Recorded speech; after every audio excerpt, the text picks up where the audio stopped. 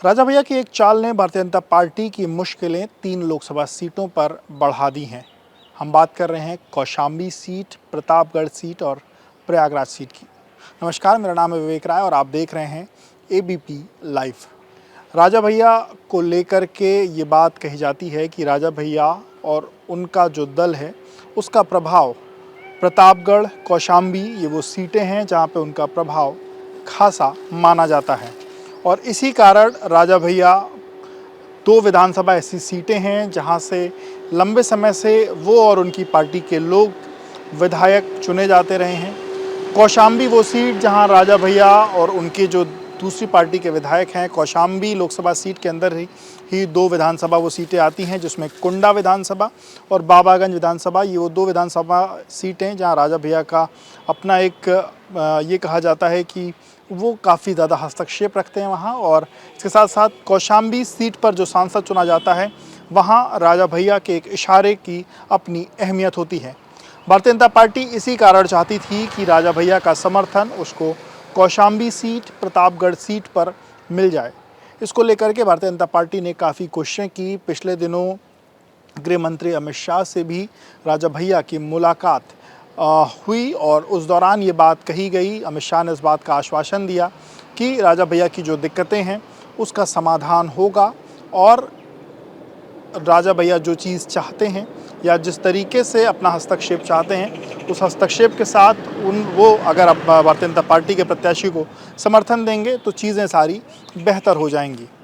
पर कल जिस तरीके से सबसे पहले समाजवादी पार्टी के एक प्रत्याशी, जो समाजवादी पार्टी ने कौशाम्बी से जो प्रत्याशी हैं वो जाते हैं, राजा भैया से उनकी मुलाकात करते हैं। उसके बाद भारतीय जनता पार्टी के जो प्रत्याशी हैं विनोद सोनकर वो जाते हैं, उनके साथ संजीव बालियान जाते हैं, मुलाकात करते हैं।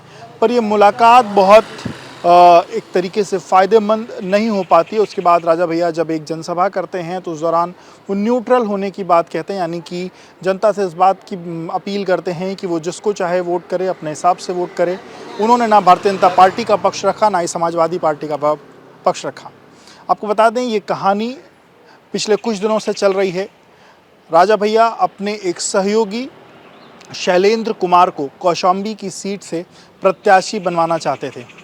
वो क्योंकि जो शैलेंद्र कुमार हैं वो 2019 में भी कौशाम्बी की सीट से राजा भैया की जो पार्टी है उस पर चुनाव लड़ चुके हैं। हालांकि तब उनको 1,56,000 वोट मात्र मिला था।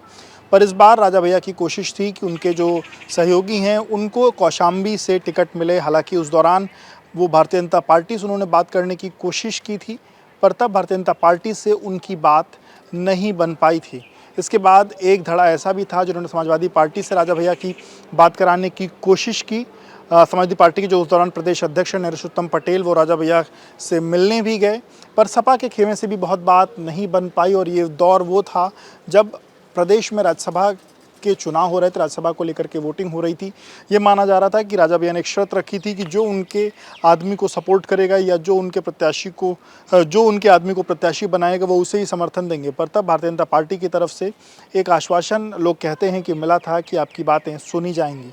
पर जब टिकटों का ऐलान हुआ तो विनोद सोनकर, जो कि सिटिंग सांसद थे उस कौशाम्बी से, उनको भारतीय जनता पार्टी ने एक बार फिर से प्रत्याशी बना दिया। और प्रतापगढ़ और कुंडा के लोग और कौशाम्बी के लोग इस बात को कहते हैं कि राजा भैया जो कौशाम्बी के सांसद हैं उनको बहुत पसंद नहीं करते हैं। इस कारण वो उनका टिकट बदलवाना चाहते थे। पर जब भारतीय जनता पार्टी ने अपने सिटिंग सांसद को एक बार फिर से टिकट दे दिया तो स्थितियाँ काफ़ी ज़्यादा बिगड़ी। पर इस दौरान मैनेजमेंट की कोशिश हुई, राजा भैया की अमित शाह से मुलाकात हुई। उसके बाद ये माना गया कि शायद चीज़ें ठीक हो जाएं, पर स्थितियां बहुत बेहतर नहीं हुई। और कल के राजा भैया के अपने उस वक्तव्य के बाद कि लोग अपने हिसाब से अब वोट दें, उसके बाद कहीं ना कहीं स्थितियां ये क्लियर हो गई हैं कि राजा भैया इसमें भारतीय जनता पार्टी को सपोर्ट नहीं कर रहे हैं। इस पूरे प्रकरण पर वरिष्ठ पत्रकार क्या कहते हैं वो हम आपको सुनवाते हैं। सर, जो स्थितियाँ कौशाम्बी में, प्रतापगढ़ में देखने को मिल रही हैं, जिस तरीके से बीजेपी चाहती थी राजा भैया का समर्थन पाना, पर कल के बाद ये लग रहा है कि शायद बीजेपी को समर्थन नहीं मिल पाएगा। और अंदरूनी इस बात की भी खबर आ रही है कि राजा भैया समाजवादी पार्टी को समर्थन कर रहे हैं। आप कैसे देखते हैं और इसके पीछे क्या पॉलिटिकल स्थिति आप समझ पा रहे हैं? देखिए, राजा भैया बहुत लंबे समय से कुंडा, प्रतापगढ़ या कौशाम्बी की राजनीति में अपना असर रखते हैं और उनकी पार्टी भी है जिसका वो जनसत्ता दल के नाम से।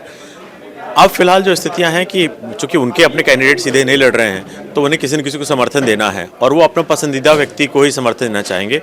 तो जो अभी लग रहा था लगातार कि जो है भारतीय जनता पार्टी के फेवर में लाने के लिए भारतीय जनता पार्टी अपने प्रयास कर रही थी, जैसे कि संजीव बालियान को राजा भैया के यहाँ जाने की घटना हुई या वो गए, तो उसमें ले दे करके यही था कि भाई जो उनके स्थानीय सांसद हैं सोनकर, तो विनोद सोनकर को वो समर्थन दे दें और विनोद सोनकर की जो है लड़ाई वहाँ पर क्लियर हो जाए कि वो वहाँ से जीत सकें। लेकिन राजा भैया चूँकि उनकी अपनी पसंद अपने अपने उम्मीदवारों के लिए होती है, अपने तरीके से होती है, तो वो जो गणित जो पर्दे के पीछे वाली थी, लगता है कि कहीं ना कहीं भारतीय जनता पार्टी उसको सेट नहीं कर सकी या उसका बैलेंस नहीं बना सकी। तो यह राजा भैया का झुकाव जो कि भीतर से है या जो कहा जा रहा है वो ये है कि समाजवादी पार्टी के उम्मीदवार को वो समर्थन देंगे और हो सकता है कि समाजवादी पार्टी या कौशाम्बी में अपोजिशन के लिए इनका समर्थन विपक्ष उम्मीदवारों को निकालने में या उनकी ओर झुकाव बढ़ाने के लिए भरपूर होगा। और राजा भैया का अब ये देखना होगा कि बैलेंस जो है फिर दोबारा कोई एक्टिविटी बदलती है या वो पूरी तरह से विपक्ष के साथ ही रहते हैं, लेकिन क्योंकि लगातार उन्होंने अपनी चीज़ों को बदला है। वो जब राज्यसभा चुनाव थे तो उन्होंने बीजेपी को समर्थन दिया। तो ये जो है अब बदलती हुई परिस्थितियों में राजनीति इस दो लोकसभा चुनाव में कैसी होगी, ये राजा भैया का अगला कदम बताएगा अगर कुछ बदलता है तो।